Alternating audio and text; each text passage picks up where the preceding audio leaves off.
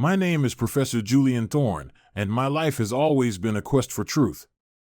From the earliest days I could remember, I was consumed by a need to understand the world, to unravel the mysteries of existence, and to grapple with the eternal questions that have haunted humanity since the dawn of time. I sought answers through reason, logic, and rigorous philosophical inquiry. This wasn't just an academic pursuit for me, it was the very fabric of my being, the ultimate mission that defined my existence. Truth was my guiding star, the unshakable foundation upon which I built my life. I grew up in a small, unremarkable town, but even as a child, I felt an extraordinary pull toward the vast unknown. While other children played games or dreamed of becoming astronauts, athletes, or movie stars, I sat in my room with books much too advanced for my years, wrestling with questions I barely understood. What was the purpose of life? Why were we here? Was there a higher power, or were we simply the product of chance? These inquiries consumed me, and even as a boy, I felt a profound sense of urgency to seek answers. My teachers often remarked on my precociousness, but I wasn't driven by a desire for praise or recognition. No, I simply needed to know. The universe was a puzzle, and I was determined to solve it. As I grew older, this hunger for understanding only intensified. In high school, while my peers were enamored with fleeting teenage dramas, I was poring over the works of Nietzsche, Kierkegaard, and Camus. I was fascinated by existentialism, by the idea that we must create our own meaning in a seemingly indifferent universe. At night, I would lie awake staring at the ceiling, pondering the infinite void of space and the fleeting nature of human life. It was around this time that I made a vow to myself: I would dedicate my life to the pursuit of truth, no matter where it led me, no matter how uncomfortable or unsettling the answers might be. My academic career was a natural extension of this quest. I attended one of the nation's most prestigious universities, where I immersed myself in philosophy, theology, and the sciences. I studied the works of every major thinker I could find, from the ancient Greeks to modern-day philosophers. I questioned everything, every belief, every assumption, every societal norm. I wanted to push the boundaries of human knowledge, to explore the very limits of what we could understand. This wasn't just an intellectual exercise, it was a passion, a fire that burned within me and drove me to excel. My professors often praised my insights, but I never felt satisfied.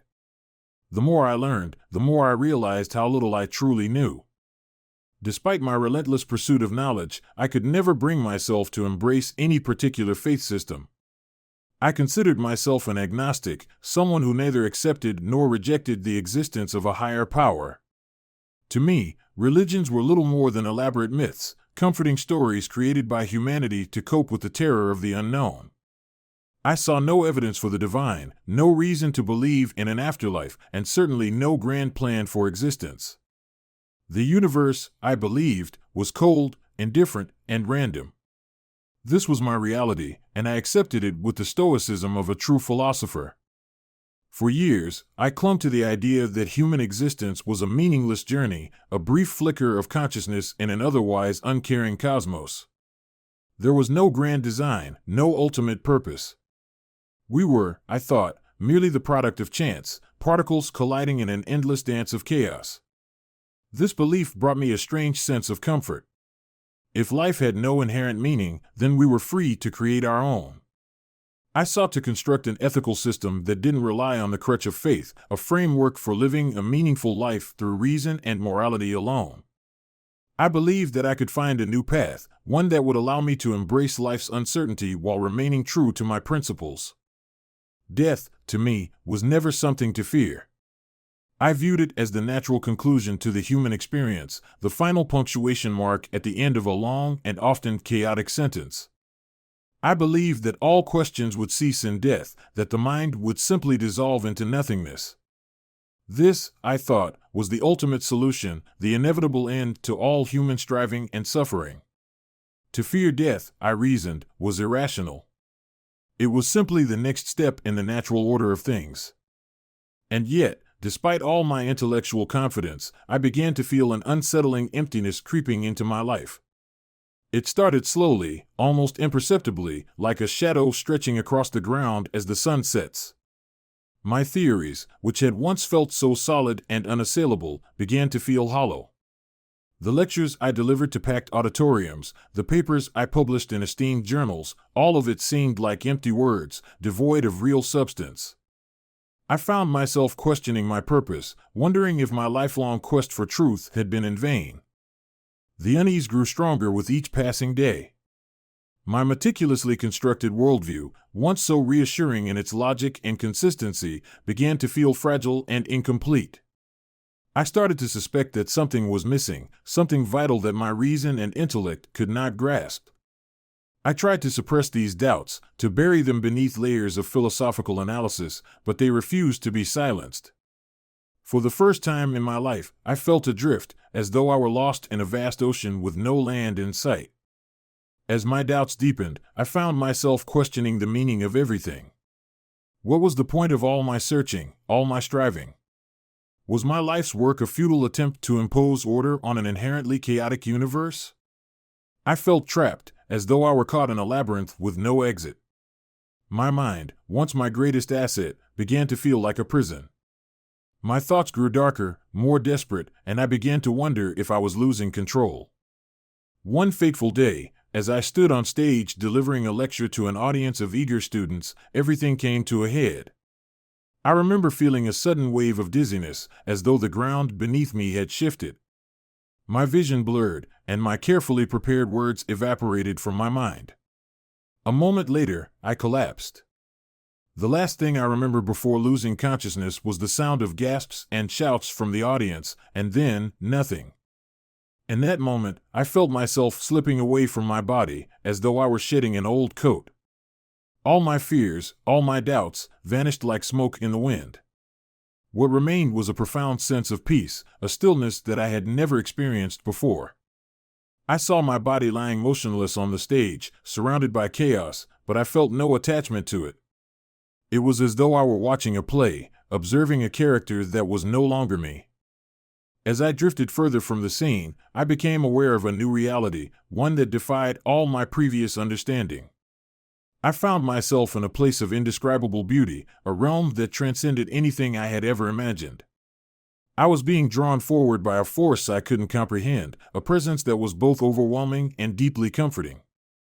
It was as though I had stepped beyond the veil of human perception into a dimension of pure truth and love. I found myself enveloped in a radiant light, unlike anything I had ever encountered or conceived of before. This was not a mere glow or brightness, it was alive, pulsating, and filled with an overwhelming sense of love. It was as if this light carried infinite knowledge yet asked for nothing in return. My first instinct as a philosopher was to analyze it, to categorize it, to seek its source. But my rational mind, the tool I had relied on my entire life, began to feel inadequate. The light seemed to bypass my thoughts entirely, speaking directly to my soul. I was being drawn closer, and for the first time in my life, I didn't resist. I surrendered to it, and in doing so, I felt liberated. As I moved toward the light, I realized that the questions I had spent a lifetime pursuing, the nature of existence, the purpose of life, the reality of death, were dissolving. They no longer mattered. In their place was an indescribable freedom, a sense of total clarity that transcended intellectual understanding. The closer I came to the light, the more I felt that everything I had ever sought was here, waiting for me. And then, within the center of this radiance, I saw him. It was Jesus. I had read about him, of course. During my studies of religion and theology, I had analyzed the Gospels, dissected the stories, and debated their historical validity. To me, Jesus had always been a figure of myth, a symbol of humanity's longing for redemption. But here, in this place beyond reason and imagination, he was no longer a subject of academic inquiry. He was real. He was alive. And he was waiting for me with open arms. I was overcome with a sense of awe and unworthiness. How could someone like me, who had questioned and even dismissed him for so long, stand in his presence? Yet, as I drew closer, I felt no judgment, no condemnation, only love. A love so profound and unconditional that it shattered every barrier I had ever built around my heart. He didn't speak with words, but his presence communicated directly to the deepest part of me. He knew me, truly knew me. Every thought I had ever had, every mistake I had ever made, every doubt, fear, and longing. And still, he loved me. "Julian," he said, not with his voice, but with an understanding that resonated throughout my being, "you have spent your life searching for truth. But I am the ultimate source of all truth. I am the way, the truth, and the life." His words were not just statements, they were revelations. They pierced through every layer of skepticism and pride that I had built over decades. I felt as though my soul was being laid bare, yet I was not afraid. For the first time, I understood what it meant to be truly known and truly loved. Jesus showed me scenes from his life, not as distant, historical events, but as living realities. I saw his teachings, his miracles, his moments of compassion and strength. I saw the agony of the cross, not as a symbol or metaphor, but as the ultimate act of love. He had taken on the weight of the world's sins, including mine, and offered himself as a sacrifice so that we could be free. The enormity of it was overwhelming, and I wept, not out of guilt, but out of gratitude. "You searched for answers through philosophy," he said, "but true knowledge is found through love and grace. I brought you here so that you would understand this and so that you could share it with others." He showed me his vision for humanity, a world transformed by his love, where compassion, forgiveness, and grace were the guiding principles. He revealed to me the reality of heaven, a place of unimaginable joy and peace, where every soul is embraced in perfect harmony with God. And he showed me the absence of his love, a darkness so profound that it was unbearable. It was not a punishment, but the natural consequence of rejecting him. The choice, he made clear, was ours. "Julian," he said, "you don't need to strive for worthiness. My love is a gift, freely given. All you need to do is accept it." In that moment, I realized how tightly I had clung to my intellect, my independence, my need to control everything through reason. It had been my armor, my way of keeping the world, and God, at a safe distance. But now, in his presence, I understood that true freedom came not from control, but from surrender. I let go of my doubts, my fears, my need to have all the answers. And as I did, I felt his love flood into every corner of my being. I was transformed.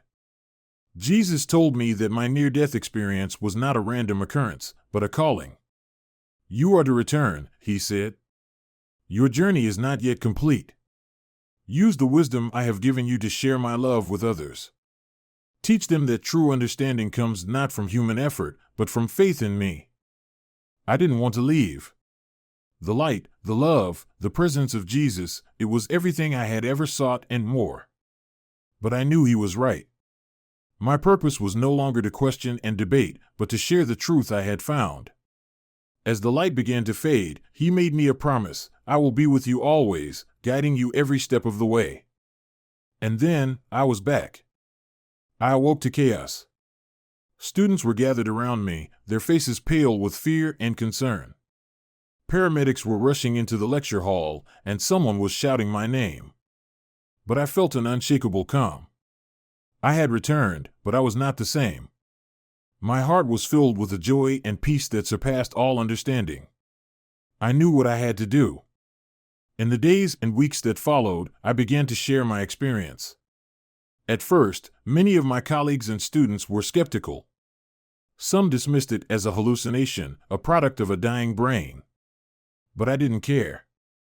I wasn't trying to convince anyone.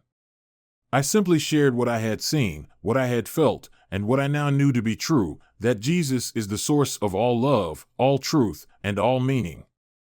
My lectures changed. No longer did I focus solely on abstract philosophical concepts. I began to speak about faith, grace, and the transformative power of love. I talked about how philosophy and faith were not enemies, but partners in the search for understanding. Through Jesus, I had found the unity of reason and belief, and I dedicated my life to sharing this new philosophy of love. Some walked away, unwilling to hear what I had to say. But others stayed. Some were moved to tears. And slowly, a new community began to form, a community of seekers, skeptics, and believers, united by a shared longing for truth. Through them, I saw the seeds of hope being planted, and I knew that my mission was just beginning. As the days turned into weeks, I felt as though my life had been reborn. The man who had once stood at the podium, dissecting the intricacies of existentialism and the limits of human knowledge, was now someone entirely different. My heart now overflowed with a love and peace I could neither quantify nor fully explain. And yet, in that transformation, I felt more like myself than I ever had before. I had always believed that the ultimate truth could be uncovered through reason, but I now understood that truth was not just an intellectual concept, it was a person. It was Jesus Christ. I began to weave my experience into my academic teachings, although not without hesitation. Philosophy had long been a bastion of skepticism, where faith was often dismissed or ridiculed as naive. I knew I would face criticism, perhaps even scorn, from my peers. But I felt compelled to share the truth I had encountered. How could I remain silent? How could I hold back the love and grace that had been so freely given to me? And so, I began to speak, not as a preacher, but as a man whose life had been irrevocably changed. In my lectures, I spoke of the limitations of human intellect. I explained how, for years, I had sought to construct a framework of meaning without relying on faith, only to find that such a framework was inherently hollow. Reason alone, I would say, is like a map without a destination. It can show us the terrain, but it cannot tell us why we are traveling or where we are meant to go. My students, many of whom had admired my sharp mind and unapologetic skepticism, listened with wide eyes. Some leaned forward in their seats, visibly intrigued. Others crossed their arms, their faces etched with doubt. I welcomed their questions, their challenges, even their disbelief. After all, I had once been in their shoes. One day, after a particularly intense lecture, a young woman approached me. Her name was Emily, and she had been one of my brightest students, known for her incisive critiques and her refusal to accept anything at face value. "Professor Thorne," she said, her voice trembling slightly, "what you've been saying, it's beautiful, but I don't know if I can believe it. How can someone like me, who's questioned everything my whole life, just surrender to something I can't fully understand?" Her question struck a chord deep within me. I thought about how Jesus had spoken to me, not through arguments or evidence, but through his all-encompassing love. "Emily," I said, "faith isn't about having all the answers. It's about trusting in the one who does. I can't prove to you what I experienced, but I can tell you this: when I let go of my need to control everything through reason, I found a peace that reason could never give me. Faith isn't the absence of questions, it's the willingness to trust in the midst of them." Emily nodded, her eyes glistening with unshed tears. "I'll think about it," she said softly. Over the next few months, she began attending my office hours more frequently, not to discuss philosophy but to ask deeper, more personal questions about life, love, and faith. Slowly, I saw the walls she had built around her heart begin to crumble, and I knew that God was at work in her life. My own transformation extended beyond the classroom. I began to see my colleagues, my friends, even strangers, through a new lens. Where once I might have judged them for their flaws or dismissed them for their beliefs, I now felt an overwhelming compassion for them. I saw them as God saw them, as beloved creations, each carrying their own burdens and searching for their own answers. This change did not go unnoticed. Some of my colleagues grew distant, uncomfortable with the new direction my life had taken. Others were curious, even intrigued, and would ask me questions in private, away from the prying eyes of academia. "Julian," one of them said to me one evening at a faculty dinner, "I don't agree with your beliefs, but I can't deny that you seem happier. More at peace. What happened to you?" I smiled, grateful for the opportunity to share my story once again. "I met the truth," I said simply. "And it wasn't an idea or a theory, it was a person. And that truth has changed everything." Not everyone was receptive, of course. There were those who dismissed my experience as a hallucination or a byproduct of a dying brain. Some accused me of abandoning my intellectual rigor, of succumbing to emotion or weakness. These criticisms stung, but they did not deter me. I remembered Jesus' promise, "I will be with you always." And in those moments of doubt or rejection, I felt His presence, steady and unwavering, reminding me that my worth was not determined by the opinions of others. Over time, I began to write about my experience. What started as a personal journal soon grew into a manuscript. I recounted every detail of my near-death experience, from the moment I left my body to the indescribable light and love of Jesus. I wrote about how my lifelong search for truth had led me to the ultimate truth, and how that truth had transformed my life in ways I could never have imagined. The process was both cathartic and challenging. There were moments when I doubted whether anyone would believe me, whether my words could ever do justice to what I had experienced. But I felt a deep conviction that this was part of my calling. When the book was finally published, it sparked a wide range of reactions. Some readers were moved to tears, sharing how my story had reignited their faith or given them hope in the midst of despair. Others were skeptical, questioning the authenticity of my experience or accusing me of using it to gain attention. But for every critical voice, there were many more who reached out with gratitude, sharing their own stories of doubt, faith, and transformation. It was humbling to realize that my journey was touching lives in ways I had never anticipated. As the years passed, my life continued to evolve. I found myself speaking not only in lecture halls, but also in churches, community centers, and even prisons. Each audience was different, but the message was always the same, that Jesus is the source of all truth, and that His love is available to everyone, no matter who they are or what they've done. I saw lives transformed, not because of me, but because of Him. And with each story of redemption, I was reminded of the profound grace I had received. One evening, as I sat alone in my study, I reflected on the journey that had brought me to this point. My life, once defined by skepticism and intellectual pride, was now a testament to the power of faith and the boundless love of Jesus. I thought about Emily, who had recently told me that she had accepted Christ into her life. I thought about the countless others who had reached out to share how my story had touched them. And I thought about Jesus' promise, "Your life will be my testament." Tears filled my eyes as I whispered a prayer of gratitude. "Thank you, Lord," I said softly. "Thank you for finding me, for loving me, and for giving me a purpose beyond anything I could have imagined." In that moment, I felt His presence once again, as real and as powerful as it had been on the day I first encountered Him. And I knew, with absolute certainty, that my journey was far from over. There were still lives to touch, still hearts to reach, still truths to share.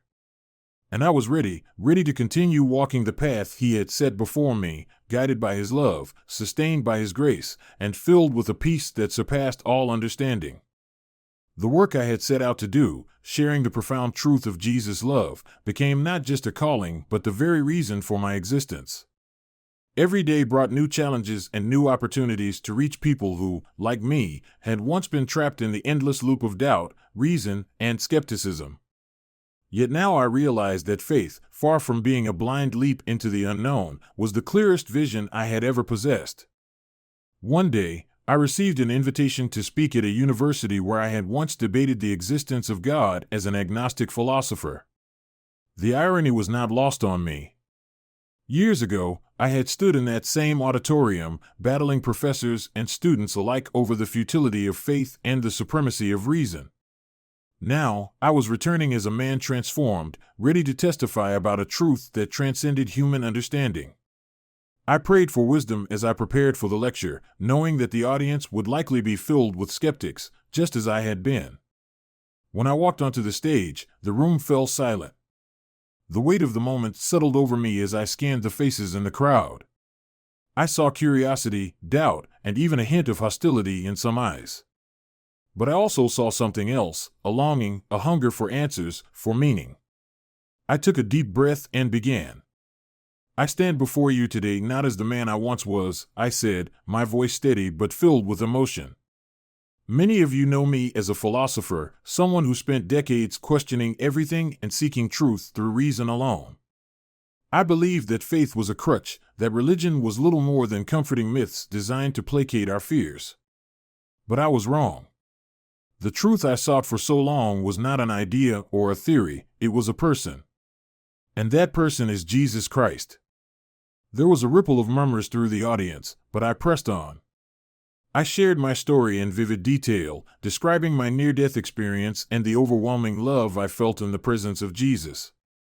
I spoke of how he had revealed the limitations of human intellect and the boundless power of his grace. As I recounted the moment when I surrendered my need for control and accepted his love, I saw something remarkable happening. Faces softened. Eyes widened. And in some, I saw tears. When I finished, the room was silent for several seconds before someone raised their hand. It was a young man in the front row, his expression a mix of curiosity and skepticism. "Professor Thorne," he said, "you've spoken about love and grace, but how can you be so certain that what you experienced was real and not just a hallucination? How do you know it wasn't your brain playing tricks on you in a moment of crisis?" It was a question I had anticipated, one I had wrestled with myself in the early days after my experience. "That's a fair question," I replied. "And I can't give you empirical evidence or a scientific explanation that will satisfy every doubt. What I can tell you is this: the love I encountered in the presence of Jesus was more real than anything I have ever experienced in this life. It wasn't just an emotion or a feeling, it was a reality so profound that it changed everything about me. And the transformation that followed, my newfound peace, purpose, and joy, cannot be dismissed as mere coincidence." "I don't believe, I know." The young man nodded thoughtfully, and I could see the wheels turning in his mind. After the lecture, he approached me privately. "I'm not ready to believe," he admitted, "but your story has made me think. Maybe there's more to this life than I've allowed myself to consider." Moments like these reminded me why I had been given a second chance at life. It wasn't about convincing everyone I met to believe as I did. It was about planting seeds, sharing the truth of Jesus' love, and trusting that he would do the rest. As my ministry grew, I began traveling to places I never imagined I would go. I spoke in churches, universities, and even prisons, sharing my story with people from all walks of life.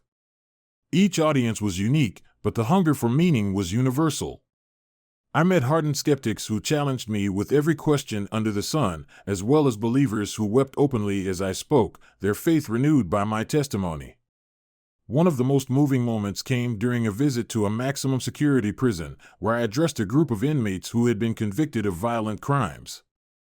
I walked into the room, uncertain of what to expect. The men's faces were hard, their eyes filled with a mixture of defiance and despair.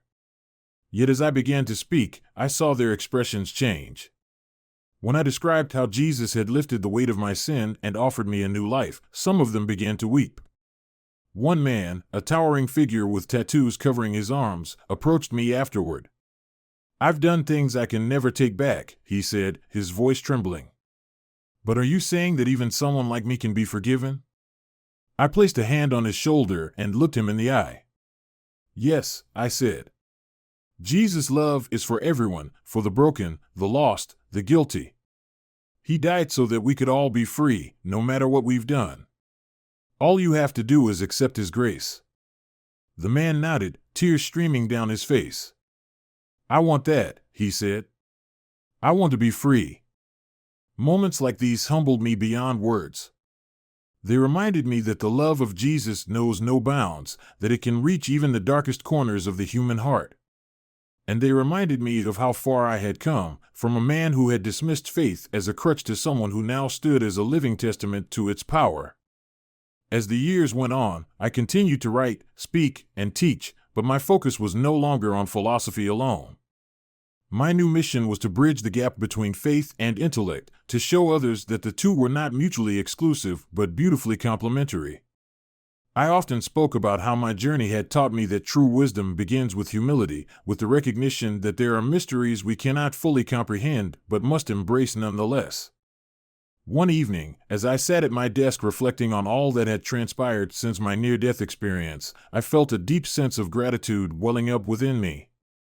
I thought of the countless lives that had been touched, not because of me, but because of the message I carried.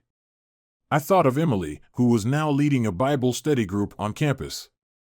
I thought of the young man from the lecture hall who had recently written to tell me he had started attending church. And I thought of the inmate who had found freedom in Christ, despite the walls that still surrounded him. In that quiet moment, I whispered a prayer. Thank you, Lord, for using me despite my flaws and doubts. Thank you for turning my quest for truth into a journey of love. May everything I do bring glory to you. As I closed my eyes, I felt His presence once again, gentle, reassuring, and unwavering. And I knew that my work was far from finished. There were still hearts to reach, still lives to touch, still truths to share. And as long as I had breath in my body, I would continue to walk the path He had set before me, guided by His love and sustained by His grace. My journey, I realized, was not just a story of transformation, it was a story of redemption, a testament to the boundless power of faith and the unending love of Jesus Christ. As the years unfolded, my journey became less about what I could achieve and more about what I could give. My heart, once consumed by the endless pursuit of intellectual mastery, was now fully devoted to serving others. I found that sharing the love of Jesus wasn't limited to lectures or writing, it became a way of life. Every interaction, every conversation, every small act of kindness became an opportunity to reflect the grace I had been shown. One particularly transformative moment came when I was invited to speak at a secular philosophy conference. This was a space I had once thrived in, a stage where I had debated and defended my agnostic worldview with vigor. Returning now, as a man of faith, felt both daunting and exhilarating. I knew many in the audience would be skeptical, and perhaps even hostile, to what I had to say. But I also knew that this was where I needed to be. I began my talk not with doctrine or theology, but with a question: what if the truth we seek is not a concept to be understood, but a relationship to be embraced? The room was silent, the audience visibly intrigued, if slightly cautious. I shared my story, not as a sermon, but as a deeply personal account of transformation. I spoke of my near-death experience, my encounter with Jesus, and the grace that had redefined my life. As I spoke, I could see the tension in the room begin to soften. Some leaned forward in their seats, others scribbled notes furiously, and a few sat back, arms crossed, their faces unreadable. When I finished, the moderator opened the floor for questions. A man in the back, a well-known atheist philosopher, stood up. His tone was sharp, but not unkind. "Professor Thorne," he began, "you've described an intensely personal experience. But how do you reconcile faith with the principles of philosophical inquiry? Isn't faith inherently irrational?" I smiled, recognizing in his question the very arguments I had once made. "That's a fair question," I replied. "And it's one I wrestled with for many years.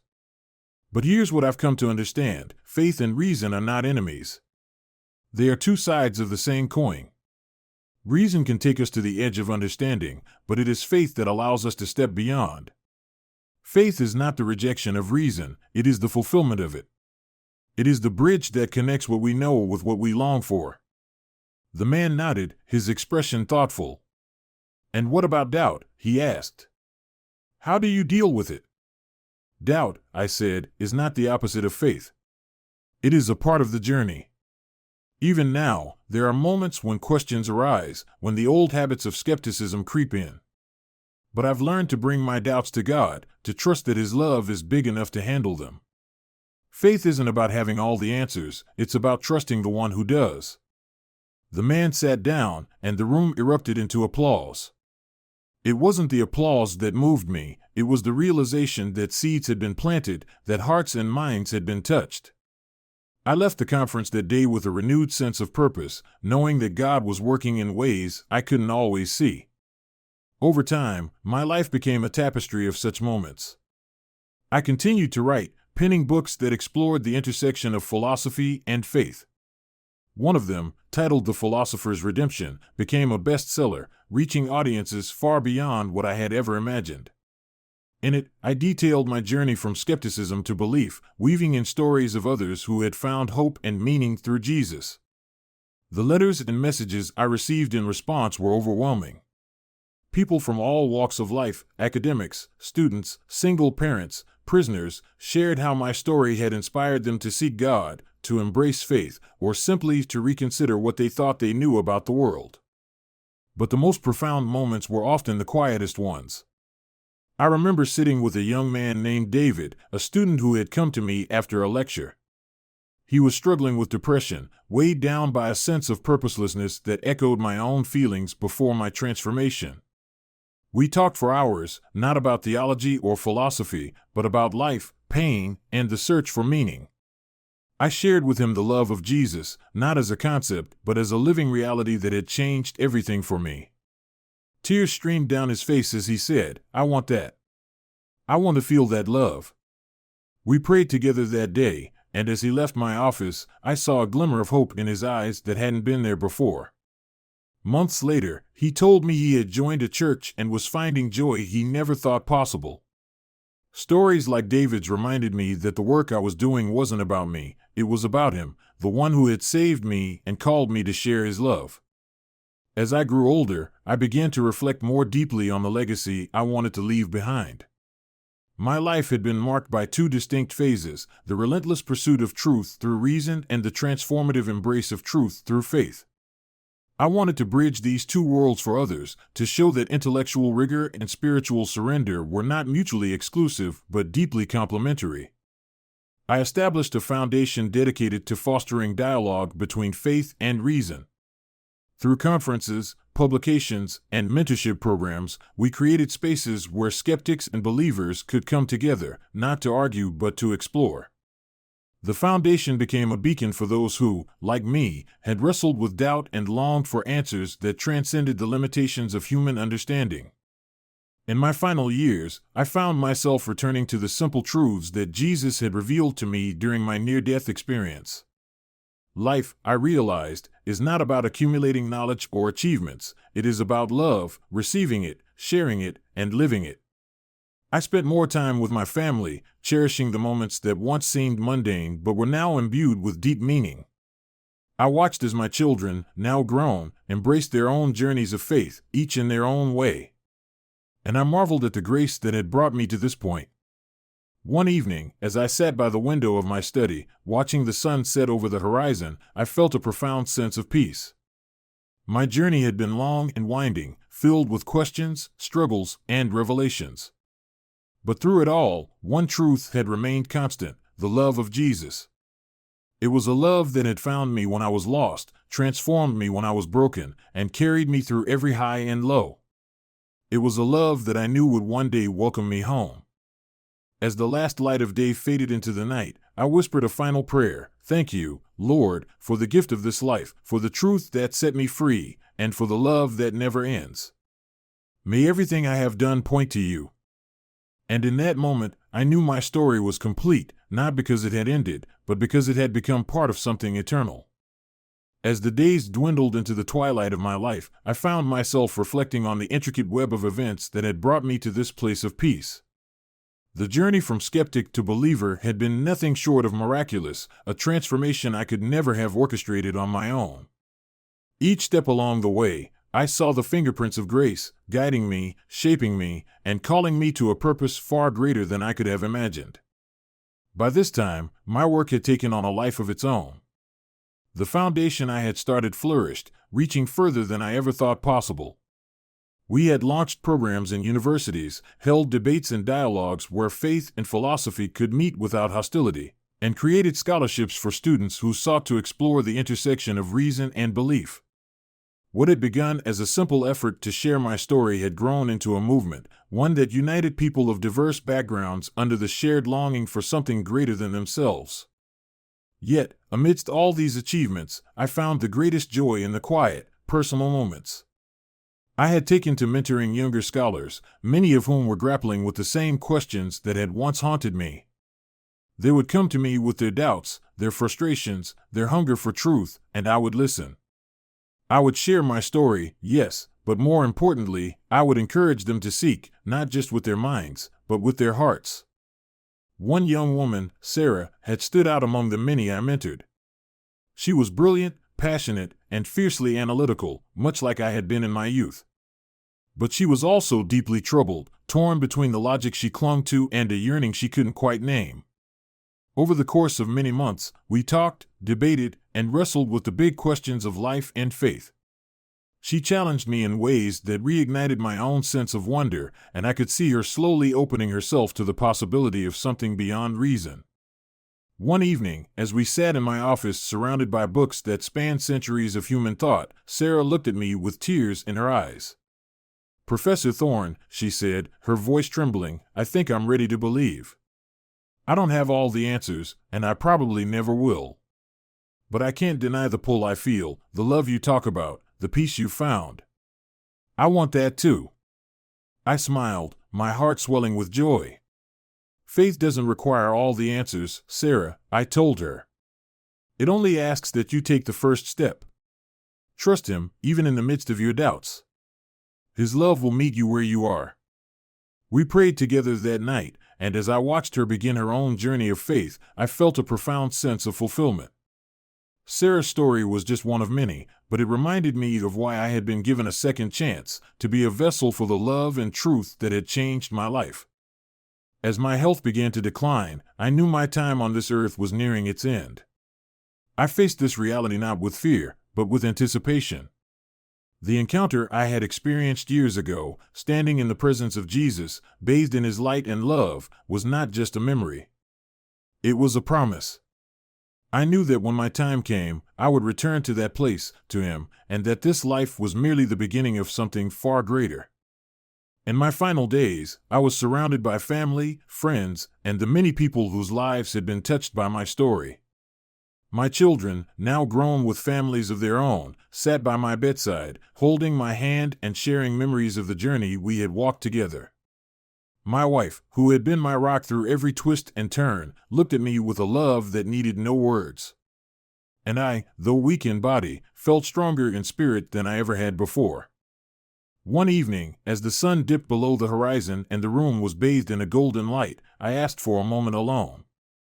I wanted to speak to the one who had given me everything, the one who had found me in my darkest hour and called me into His light. "Lord," I whispered, my voice barely audible, "thank you. For the love that saved me, for the truth that set me free, for the grace that carried me through. I am ready. Take me home." As the words left my lips, I felt a warmth envelop me, a peace so profound that it defied description.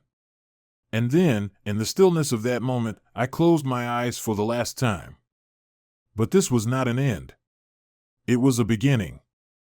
The light was there again, brighter and more beautiful than ever. I felt myself being drawn toward it, not with hesitation, but with joy. And there He was, Jesus, waiting for me with open arms, His love as overwhelming and unchanging as it had been on that day so many years ago. "Welcome home, Julian," He said, His voice resonating with a love that filled every corner of my being. "You have run your race, and you have run it well. Enter into the joy of your Lord." And as I stepped into His embrace, I knew that all the questions, all the struggles, all the moments of doubt and wonder had led to this. I was home. The story of my life, of my transformation, of the love that had found me and never let me go, was now complete. But the story of His love, His grace, and His truth, oh, that story was eternal. It would go on, touching hearts and changing lives, just as it had touched and changed mine. And I, now part of that eternal story, would rejoice in it forever. Though my earthly journey had come to an end, the life I had lived and the truths I had shared reverberated far beyond my final breath. The seeds planted through my words, my actions, and my testimony continued to grow in the lives of those I had touched. My family, my students, my colleagues, and even those who had once been strangers, all carried forward a piece of the love and truth I had sought to embody. Sarah, the young woman who had once wrestled with doubt so fiercely, became a powerful voice in her own right. She went on to teach philosophy at a prominent university, blending intellectual rigor with the faith she had come to embrace. Her lectures drew both skeptics and seekers, and she often spoke of a professor who had once shown her that faith and reason could coexist. Though she rarely mentioned my name, I knew that my legacy lived on in her work. Emily, the student who had first approached me with trembling questions, became a counselor, dedicating her life to helping others find hope in the midst of despair. Inspired by the transformation she had seen in my life, she often shared her own journey of faith with those who came to her for guidance. Her gentle spirit and unwavering compassion touched countless lives, and her work became a testament to the power of grace. The foundation I had started continued to thrive, led by a new generation of scholars and believers who were committed to bridging the divide between faith and reason. They organized conferences, published groundbreaking research, and mentored students who were searching for answers in a world that often seemed devoid of meaning. Through their efforts, the message that had transformed my life reached corners of the world I could never have imagined. But perhaps the most profound legacy was the quiet, unseen impact of the countless lives that had been touched by the ripple effect of my story. A man who had read one of my books found the courage to forgive a brother he hadn't spoken to in years. A woman who had attended one of my lectures rediscovered her faith and began volunteering at a shelter for the homeless. A young boy, inspired by a prison inmate who had found redemption, decided to pursue a career in social work. Each of these stories, and so many more, were threads in the tapestry of grace that stretched far beyond my own understanding. And yet, even as these stories unfolded on earth, I found myself fully immersed in the eternal joy of heaven. Words fail to capture the beauty, the peace, and the overwhelming love that surrounded me in the presence of Jesus. Here, there were no more questions, no more doubts, no more striving. Everything I had longed for with truth, meaning, purpose, was fulfilled in him. I saw faces I had longed to see, loved ones who had gone before me. My parents, whose quiet faith had planted seeds in my heart even when I was too stubborn to recognize them. Friends and colleagues who had passed on, now radiant with the joy of eternity. And there were others, faces I didn't recognize at first, but who approached me with gratitude. "Because of you," one said, "I found him." "Your story gave me hope," said another. "It led me to seek the truth for myself." I was overwhelmed, not with pride, but with awe. It wasn't me, it had never been me. It was him, working through me, using my brokenness, my questions, my journey, to bring others closer to his love. The realization brought me to my knees, and once again, I felt the embrace of the one who had saved me. "Julian," Jesus said, his voice filled with tenderness, "you were faithful with the life I gave you. Now, enter fully into my joy." And so, I did. I entered into a joy so complete, so infinite, that it erased every shadow of pain, doubt, and fear I had ever known. The love I had felt in glimpses during my time on earth was now my eternal reality. Yet, even in this fullness, I knew that the work I had been a part of on earth would continue. His love would go on calling people, transforming lives, and bringing light to the darkest places. For this is the nature of his story, it is endless, ever-expanding, and written on the hearts of all who encounter it. And though my part in that story had come to its earthly conclusion, I knew it was only the beginning of an eternal song of grace, truth, and love, a song that would never end. As eternity unfolded before me, I came to understand the interconnectedness of all that had transpired, both in my life and in the lives of those I had touched.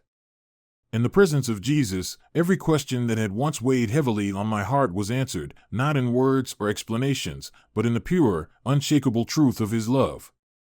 It was as if every moment of doubt, every painful experience, and every fleeting joy had been woven into a masterpiece far beyond my comprehension while on earth. I found myself in a place that was not a place as humans understand it, but rather an existence fully immersed in the presence of God. There was no need for time here, no sense of past or future, only the eternal now. And yet, in this timeless state, I could see the unfolding of history, the way God's grace had worked through all things to bring about redemption and restoration. I saw the faces of those I had loved, those I had mentored, and even those I had never met, but whose lives had been touched by the ripple effects of my own journey. Each face was a testimony to the power of grace, and each life was a thread in the grand tapestry of God's plan. I watched as Sarah, now a respected philosopher and a woman of deep faith, continued to inspire her students, guiding them toward the same truth that had transformed her. I saw Emily comforting a grieving mother, her gentle words infused with the hope of Christ. And I saw countless others, strangers to me but not to him, living out their own callings, their lives forever changed by the love that had reached them through my testimony. But even as I marveled at these glimpses, I knew that what I was seeing was only a fraction of the whole. The fullness of God's work was beyond anything I could grasp, even now. It was infinite, eternal, and utterly perfect. One day, or what felt like a day, though time had no meaning here, I found myself walking with Jesus along what seemed to be a path of light. The surroundings were indescribable, a harmony of beauty and peace that surpassed all earthly understanding. As we walked, he spoke to me, not with words, but with a communication that resonated directly in the depths of my soul. "Julian," he said, "your life was a part of my story, just as every life is. You sought truth, and in seeking, you found me. But the truth you found was not just for you, it was for all those I placed in your path. You were faithful in sharing it, even when it was difficult, even when you faced rejection. And because of your faithfulness, others have come to know me. This is the joy of eternity, to see how your life, no matter how small it may have seemed, was a thread in the greater fabric of my love." I felt a deep sense of gratitude, but also humility. "Lord," I said, "I don't deserve any of this. I doubted you for so long, resisted your call, and lived much of my life for myself. How could you love me so completely?" His gaze, filled with infinite compassion, met mine. "My love is not earned, Julian," he said. "It is given. Freely, fully, and without condition. That is the nature of grace. And it is through grace that you were saved, transformed, and called to be a part of my work." As he spoke, I realized that every doubt, every failure, and every moment of weakness in my life had been met with his grace. Even when I had turned away, he had been there, waiting patiently, loving me unconditionally, and guiding me back to him. It was this grace, not my own efforts or accomplishments, that had made my life what it was. We continued walking, and I began to see more clearly the boundless scope of his story. I saw the lives of people throughout history, each one a thread in the tapestry of creation. Some threads were bright and vibrant, others dark and tangled, but all were being woven together into something unimaginably beautiful. And at the center of it all was him, the source of all light, all love, and all truth. "Julian," he said, "your earthly journey has ended, but your part in my story continues. Here, in eternity, there is no end to the joy, the love, or the purpose I have for you. You will dwell with me forever, and together we will rejoice as more and more of my children come home." In that moment, I understood that eternity was not a static existence, but a dynamic, ever-deepening relationship with him. There would always be more to discover, more to experience, and more to celebrate. And yet, even this realization was only the beginning of what lay ahead. As we walked further, I felt the presence of others, those who had gone before me and those who would one day join us. It was a communion of souls, united in love and worship, each one unique yet perfectly harmonious. There was no jealousy, no division, no pain, only the pure joy of being fully known and fully loved. In the distance, I saw a great gathering, a celebration that defied description. It was as if all of creation had come together to rejoice in the goodness of God. There was music, though not like any music I had ever heard. Every note seemed to carry the essence of joy itself. There was light, though not like any light I had ever seen. It was alive, vibrant, and filled with the presence of God. And there was love, so overwhelming that it seemed to pulse through every fiber of my being. As Jesus and I approached the gathering, I felt a sense of anticipation, as if this was what I had been waiting for my entire life. And yet, I knew that this was not the culmination. It was only the next chapter in an eternal story that had no end. "Welcome home, Julian," Jesus said, his voice filled with warmth and love. "This is where you belong. This is where you have always belonged." And with those words, I stepped fully into the joy of his presence, knowing that I was finally, completely, and eternally home. The story of my life had been but a single note in the symphony of his love, and now that symphony would play on forever. As the celebration unfurled around me, I felt an overwhelming sense of completeness. This was not the end of my story, it was the fulfillment of it, the moment where every thread of my life was gathered and made whole.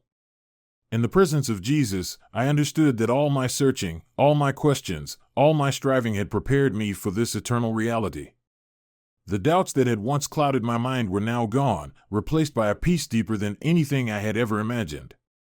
I stood amidst the gathering, surrounded by countless souls, each one radiant with the same love that had transformed me.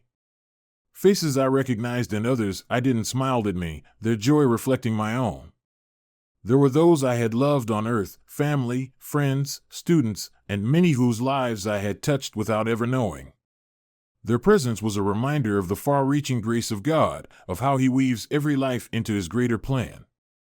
And then, as the light and music swirled around me, I felt His presence once more. Jesus stood before me, His arms open, His gaze filled with the same infinite love I had first encountered all those years ago. I fell to my knees, overwhelmed by the perfection of His holiness and the depth of His mercy. "Julian," He said, His voice gentle yet resounding with authority, "you have been faithful with what I gave you. You sought truth, and you found me. You carried my love to others, and through you, many have come to know me. Well done, good and faithful servant. Enter into the joy of your Lord." I couldn't hold back the tears, tears of gratitude, of awe, of a love that had no end. "Lord," I whispered, "everything I am, everything I have, is because of you. Thank you for finding me when I was lost, for loving me when I didn't deserve it, and for giving me a purpose beyond anything I could have imagined." He reached out and placed His hand on my shoulder, His touch filling me with a warmth that seemed to encompass all of creation.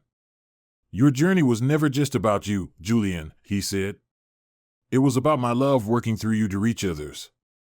And now, the story continues, not just for you, but for all who come to me."